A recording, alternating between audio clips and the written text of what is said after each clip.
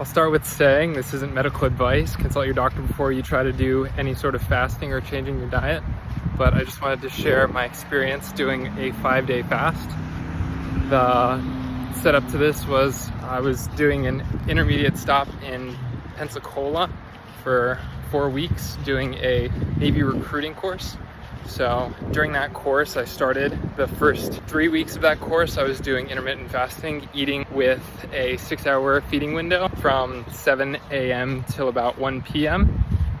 And after the first 3 weeks of doing that, most of what I ate was meal preps, mostly vegetables with rice, quinoa, and sometimes a protein, and not always a rice or quinoa, but always lots of vegetables. And then the last week, I shifted it up and did a 5-day fast.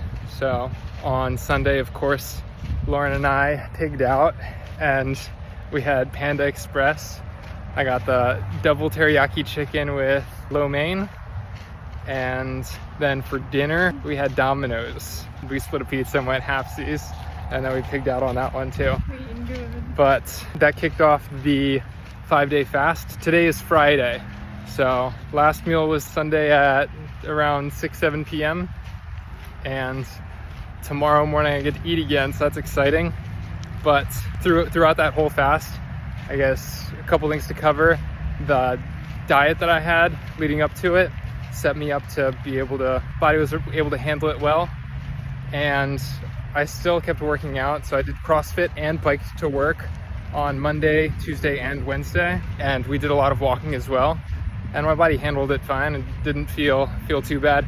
On Wednesday, CrossFit, I did feel a little tired trying to do double unders. That was tough. But then the other major lesson learned from fasting, it is interesting what comes out the backside after you've been fasting. And I learned, so I was taking electrolytes with my water, so just a homemade mix of what is in elements. So just potassium chloride, magnesium malate, and sodium chloride. And that hits your stomach pretty hard. And because you haven't eaten anything solid, nothing solid is gonna come out. But I learned that. Good experience overall.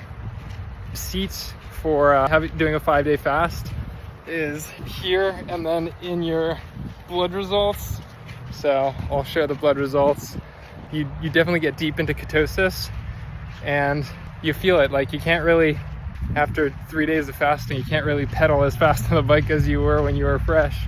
All the glycogen is depleted from your liver and you've burnt all the sugar out of your blood. So I'll share those blood results too. All right. And I have to thank Lauren for joining me in solidarity. She's fasting on Friday with me to make it easier on our drive up from Pensacola to Milwaukee.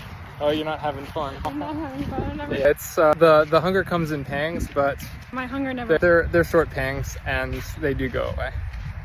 Lauren seems to disagree, but she's on day one. Day one is definitely the hardest, and then it mellows out. Day one is when you're doing a 14-hour car ride.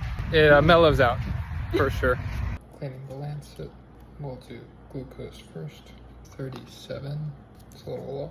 Not the end of the world though. Come on, baby. Don't make me prick myself again. I think I have to prick myself again. Amateur hour over here. And ketones. So that is what a 5-day fast will do to your blood sugar.